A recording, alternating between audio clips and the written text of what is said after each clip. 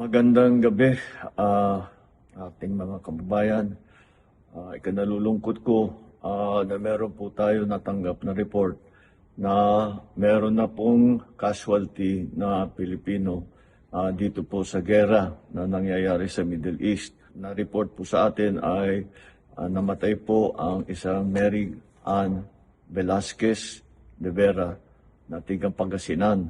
Siya po ay isang caregiver sa Israel na tinutulungan ang kanyang alaga para dalhin sa bomb shelter, ngunit hindi na po nakaabot sa bomb shelter at inabutan na sila bago sila nakarating. Siya ay namatay dahil tinamaan ng shrapnel ng mga bumagsak na bomba. Na-identify na po siya ng kanyang asawa na isang OFW din na nagtatrabaho sa Israel. Lahat po ng tulong na kakailanganin ng kanilang pamilya ay ihahatid ng ating pamahalaan.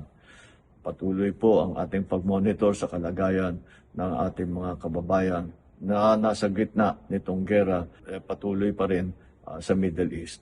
Asahan po ninyo na pagka meron tayong maire-report ay ire-report ko po sa inyo kagad.